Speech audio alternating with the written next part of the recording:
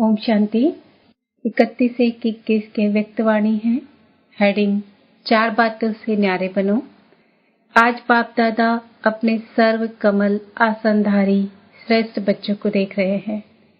कमल आसन ब्राह्मण आत्माओं की श्रेष्ठ स्थिति की निशानी है। आसन स्थित होने का साधन है। ब्राह्मण आत्माएं कमल स्थिति में स्थित रहती, इसलिए कमल आसनधारी कहलाती है। जैसे ब्राह्मण सो देवता बनते हो, ऐसे आसनधारी सो सिंहासनधारी बनते हैं। जितना समय बहुत काल वाल्पकाल कमल आसनधारी बनते हैं, उतना ही बहुत काल या अल्पकाल राज्य सिंहासनधारी बनते हैं। कमल आसन विशेष ब्रह्मा बाप समान अति न्यारी और अति प्यारी स्थिति का चिन्ह है। आप ब्राह्मण बच्चे फॉलो फादर करने वाले हो, इसलिए बाप समान कमल आसनधारी हो। अति न्यारे की निशानी है। वह बाप और सर्व परिवार के अति प्यारे बनेंगे। न्यारापन अर्थात चारों ओर से न्यारा, अपने देह भान से न्यारा। जैसे साधारण दुनियावी आत्माओं को चलते फिरते हर कर्म करते स्वतः और सदा देह का भान रहता ही है। मेहनत नहीं करते कि मैं देह हूँ, न चाहते भी सहज स्मृति रहती ही है। ऐसे कमल आसनधारी ब्राह्मण आत्माएं भी इस देह भान से स्वतः ही ऐसे न्यारे रहें जैसे अज्ञानी आत्मा अभिमान से न्यारे हैं। है ही आत्म अभिमानी, शरीर का भान अपनी तरफ आकर्षित न करे।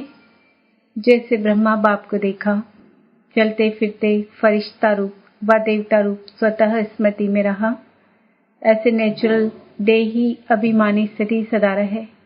इसको कहते हैं देह भान से न्यारे। देह भान से न्यारा ही परमात्मा प्यारा बन जाता है। इस देह के जो सर्व संबंध है दृष्टि से, प्रकृति से, कृति से, उन सबसे न्यारा। देह का संबंध देखते हुए भी स्वतः ही आत्मिक देही संबंध स्मृति में रहे। इसलिए दीपावली के बाद भैया दूज मनाया ना। जब चमकता हुआ सितारा व जगमगाता अविनाशी दीपक बन जाते हो, तो भाई भाई का संबंध हो जाता है। आत्मा के नाते भाई भाई का संबंध और साकारी ब्रह्मावंशी ब्राह्मण बनने के नाते से बहन भाई का श्रेष्ठ शुद्ध संबंध स्वतः ही स्मृति में रहता है। तो न्यारापन अर्थात देह और देह के संबंध से न्यारा। देह के विनाशी पदार्थों में भी न्यारापन। अगर कोई पदार्थ किसी भी कर्मेंद्रिय को विचलित करता है, अर्थात आसक्ति भाव उत्पन्न होता है, तो वह न्यारापन नहीं रहता। संबंध से न्यारा फिर भी सहज हो जाते, लेकिन सर्व पदार्थों की आसक्ति से न्यारा अनासक्त बनने में रॉयल रूप की आसक्ति रह जाती है। सुनाया था ना कि आसक्ति का स्पष्ट रूप इच्छा है। इस इच्छा का सूक्ष्म महीन रूप है अच्छा लगना। इच्छा नहीं है लेकिन अच्छा लगता है। यह महीन रूप अच्छा के बदले इच्छा का रूप भी ले सकता है। तो इसकी अच्छी रीति चेकिंग करो कि यह पदार्थ अर्थात अल्पकाल सुख के साधन आकर्षित तो नहीं करते हैं। कोई भी साधन समय पर प्राप्त न हो तो सहज साधना अर्थात सहज योग की स्थिति डगमग तो नहीं होती है। कोई भी साधन के वश आदत से मजबूर तो नहीं होते, क्योंकि ये सर्व पदार्थ अर्थात साधन प्रकृति के साधन है। तो आप प्रकृति जीत अर्थात प्रकृति के आधार से न्यारे कमल आसनधारी ब्राह्मण हो। माया जीत के साथ साथ प्रकृति जीत भी बनते हो।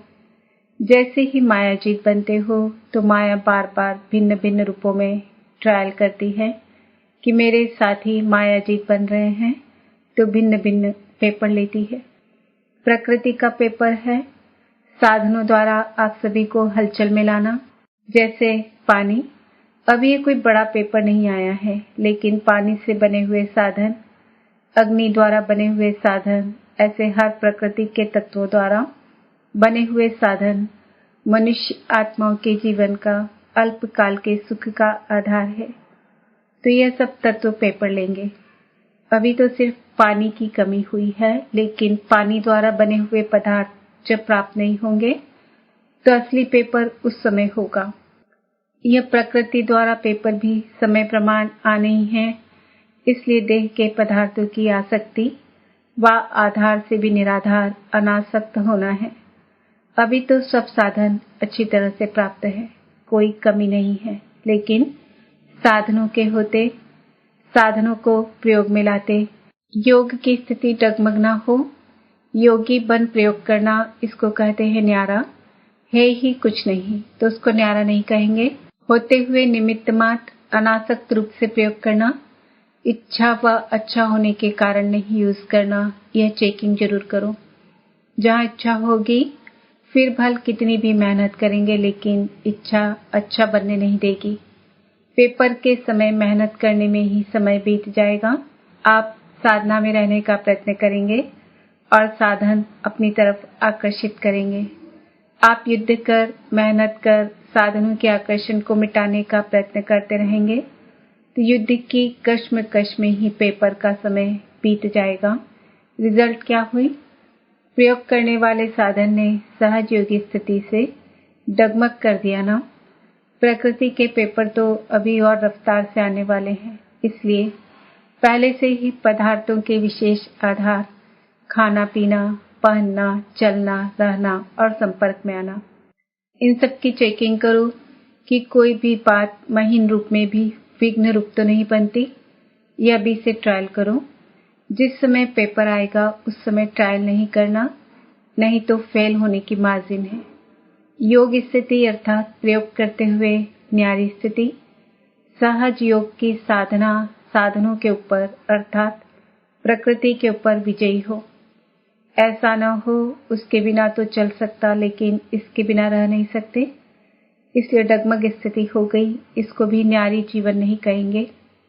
ऐसी सिद्धि को प्राप्त करो जो आपकी सिद्धि द्वारा अप्राप्ति भी प्राप्ति का अनुभव कराए। जैसे स्थापना के आरंभ में आसक्ति है व नहीं, उसकी ट्रायल के बीच बीच में जानबूझकर प्रोग्राम रखते रहे। जैसे 15 दिन सिर्फ ढोड़ा और छाछ खिलाई, गेहूं होते भी यह ट्रायल कराई गई। कैसे भी बीमार 15 दिन इसी भोजन पर चले, कोई भी बीमार नहीं हुआ। दिमाग की तकलीफ वाले भी ठीक हो गए ना। नशा था कि बाप दादा ने प्रोग्राम दिया है। जब भक्ति में कहते हैं विष भी अमृत हो गया, यह तो छाछ थी। निश्चय और नशा हर परिस्थिति में विजयी बना देता है। तो ऐसे पेपर भी आएंगे, सूखी रोटी भी खानी पड़ेगी। अभी तो साधन है। कहेंगे दांत नहीं चलते, हजम नहीं होता, लेकिन उस समय क्या करेंगे? जब निश्चय, नशा, योग की सिद्धि की शक्ति होती है तो सूखी रोटी भी नर्म रोटी का काम करेगी, परेशान नहीं करेगी। आप सिद्धि स्वरूप की शान में हो तो कोई भी परेशान नहीं कर सकता है। जब हठ योगियों के आगे शेर बिल्ली बन जाता, सांप खिलौना बन जाता, तो आप सहज राजयोगी सिद्धि स्वरूप आत्माओं के लिए यह सब कोई बड़ी बात नहीं है तो आराम से यूज करो, लेकिन समय पर धोखा न दे, यह चेक करो। परिस्थिति स्थिति को नीचे न ले आए। देह के संबंध से न्यारा होना सहज है, लेकिन देह के पदार्थों से न्यारा होना, इसमें बहुत अच्छा अटेंशन चाहिए। पुराने स्वभाव संस्कार से न्यारा बनना है। पुरानी देह के स्वभाव और संस्कार भी बहुत कड़े हैं। मायाजीत बनने में यह भी बड़ा विघ्न रूप बनते हैं। कई बार बाप दादा देखते हैं पुराना स्वभाव संस्कार रूपी सांप खत्म भी हो जाता, लेकिन लकीर रह जाती जो समय आने पर बार बार धोखा दे देती। यह कड़े स्वभाव और संस्कार कई बार इतना माया के वशीभूत बना देते हैं, रॉन्ग को रॉन्ग समझते ही नहीं। महसूसता शक्ति समाप्त हो जाती है। इससे न्यारा होना, इसकी भी चेकिंग अच्छी तरह चाहिए। जब महसूसता शक्ति समाप्त हो जाती है तो और ही एक झूठ के पीछे 1000 झूठ अपनी बात को सिद्ध करने के लिए बोलने पड़ते हैं। इतना परवश हो जाते हैं अपने को सत्य सिद्ध करना, यह भी पुराने संस्कार के वशीभूत की निशानी है। एक है यथार्थ बात स्पष्ट करना, दूसरा है अपने को जिद्द से सिद्ध करना। तो जिद्द से सिद्ध करने वाले कभी सिद्धि स्वरूप नहीं बन सकते हैं। यह भी चेक करो कि कोई भी पुराना स्वभाव संस्कार अंश मात्र भी छिपे हुए रूप में रहा हुआ तो नहीं है, समझा। इन 4 ही बातों से न्यारा जो है उसको कहेंगे बाप का प्यारा, परिवार का प्यारा। ऐसे कमल आसनधारी बने हो, इसी को ही कहेंगे फॉलो फादर। ब्रह्मा बाप भी कमल आसनधारी बने, तब नंबर 1 बाप के प्यारे बने, ब्राह्मणों के प्यारे बने, चाहे व्यक्त रूप में, चाहे अभी अव्यक्त रूप में। अभी भी हर एक ब्राह्मण के दिल से क्या निकलता है? हमारा ब्रह्मा बाबा। यह नहीं अनुभव करते कि हमने तो साकार में देखा नहीं, लेकिन नयनों से नहीं देखा, दिल से देखा, बुद्धि के दिव्य नेत्रों द्वारा देखा, अनुभव किया। इसलिए हर ब्राह्मण दिल से कहता, मेरा ब्रह्मा बाबा। यह प्यारेपन की निशानी है। चारों ओर के न्यारेपन ने विश्व का प्यारा बना दिया, तो ऐसे ही चारों ओर के न्यारे और सर्व के प्यारे बनो, समझा। गुजरात समीप रहता है तो फॉलो करने में भी समीप है। स्थान और स्थिति दोनों में समीप बनना, यही विशेषता है।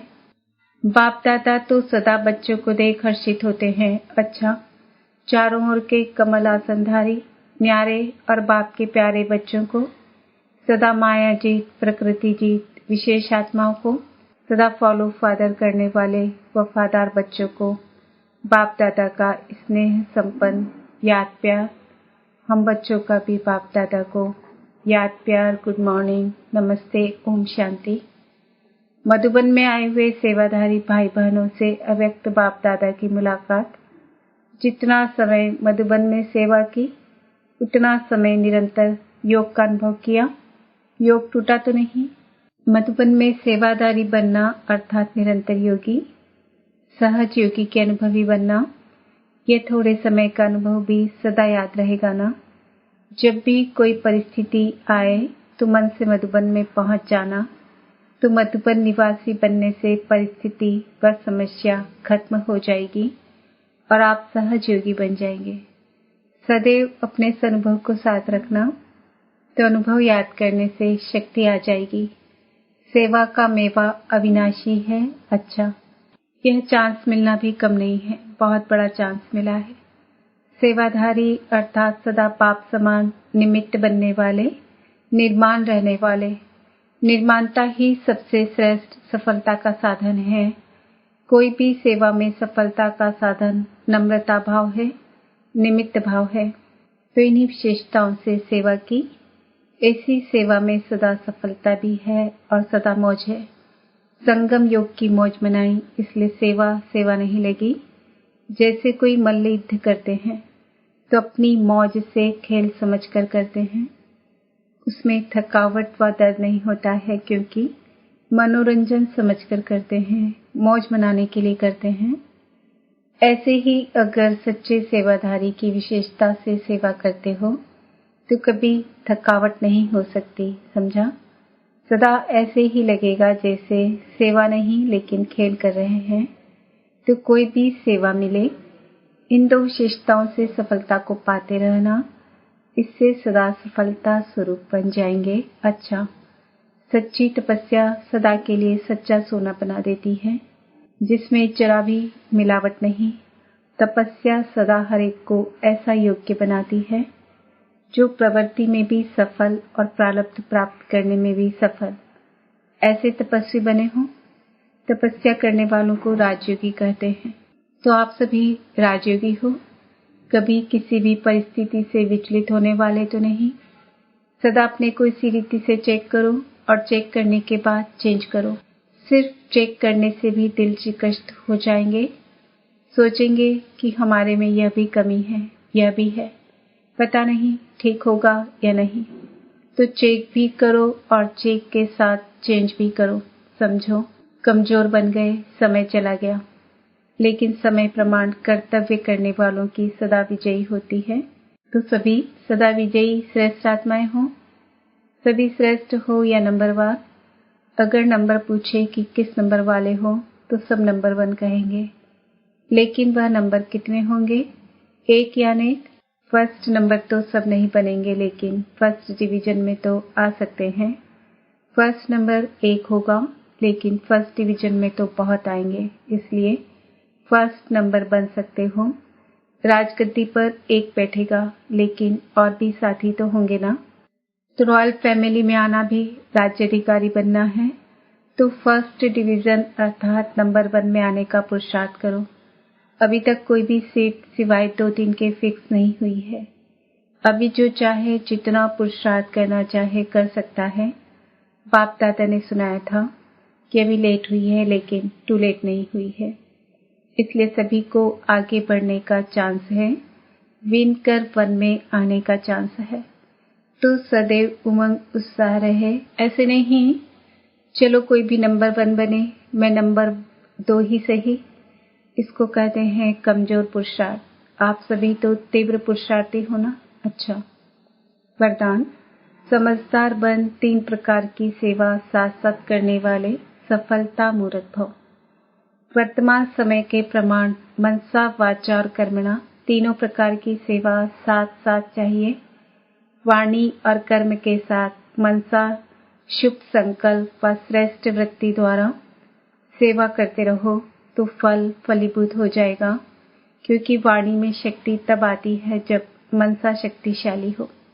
नहीं तो बोलने वाले पंडित समान हो जाते, क्योंकि तोते मुआफिक पढ़कर रिपीट करते हैं। ज्ञानी अर्थात समझदार तीनों प्रकार की सेवा साथ साथ करते और सफलता का वरदान प्राप्त कर लेते हैं। स्लोगन, अपने बोल, कर्म और दृष्टि से शांति, शक्ति व खुशी का अनुभव कराना ही महान आत्माओं की महानता है। आज का सम्मान है, मैं आत्मा सफलता मूर्त हूँ। ओम शांति।